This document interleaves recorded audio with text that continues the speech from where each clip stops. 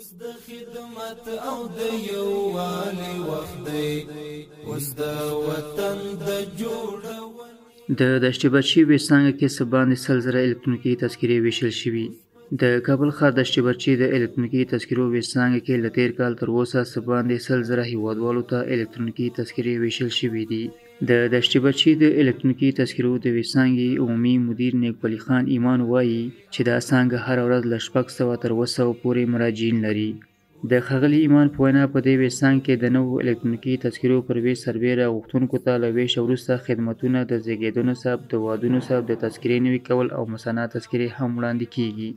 600 نیولې تر 200 پورې مراجعین دلته دشت برچي مرکز ته راځي چې بعضې نوي نفر نوي ثبت نام په خاطر راځي، بعضې تذکرې توضیح په خاطر راځي او بعضې هم د خدمات بعد از توضیح کوم نفر چې تذکرې تجدید کوي یا مثانه اخلي یا ثبت ازدواج او ثبت تولد کوي د همدې په خاطر راځي. دلته برچي په زون کې د خدمات بعد از توضیح 4 برخې فعالې دي چې یو د ثبت تولدات نوي زیږیدونونه ثبتېږي او مثانې تذکرې چا چې تذکرې ورکې شوي یا ماتې شوي دي یا سوځېدلي دي هغه هم دلته کېږي. ثبت ازدواج هم دلته کېږي او تجدید هم کېږي. تذکرې چې اکسپایر شوي دي وخت تېر شوی دغه تذکرې هم دلته بیرته نوي کېږي. د دشت برچي د الکترونیکي تذکرو د ویسانګې عمومي مدیر همدارنګه د الکترونیکي تذکرو له غوښتونکو غواړي چې د برېښنایي حکومتولۍ په برخه کې له نورو هیوادونو سره د سیال کېدو په خاطر خپلې الکترونیکي تذکرې ترلاسه کړي. زما پیام هیوادوالو ته دا دی چې دا چې اوسنۍ نړۍ د ای ګورننس یا برېښنایي حکومتولۍ په برخه کې یو بل سره سیالي کوي، نو دا چې زموږ هیواد افغانستان هم د دې سره سیال شي. لومړی سټیپ چې موږ په دې برخه کې لرو، لومړی مرحله هغه د الکترونیکي تذکرې اخیستل دي.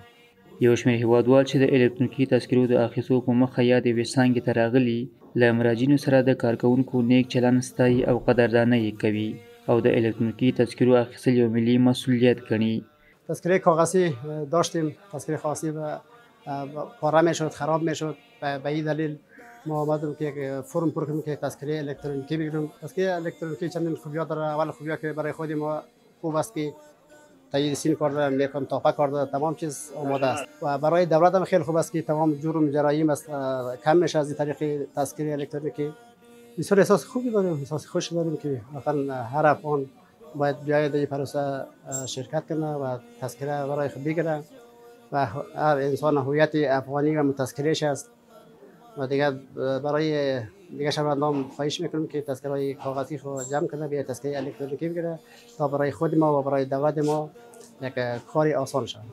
تذکره الکترونیکی به خاطر از اینکه دیگه کشورهای دنیا که از کلان پیشرفته هستند دمی تذکره الکترونیکی اونا دارن.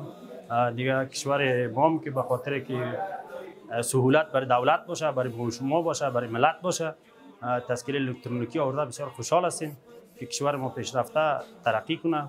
دیگه در کارهای اداری، در کارهای دولتی سهولت ایجاد میکنه.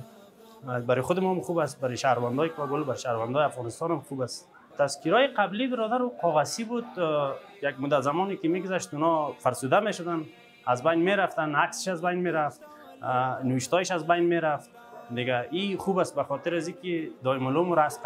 پیام می است برای کل هموطنان عزیزم که باید بیاین، کسایی که ثبت نام نشدن ثبت نام کنن خدا، به خاطر از اینکه تذکره مفاد داره، نقص نداره. د احصایې او معلوماتو ملي ادارې د هیواد په کچه د الکترونیکي تذکرو د ویش لړۍ لرې پرتو سیمو او ولسوالیو ته غځولې ده چې د یادو سیمو اوسیدونکي په اسانۍ سره کولی شي خپلې الکترونیکي تذکرې ترلاسه کړي.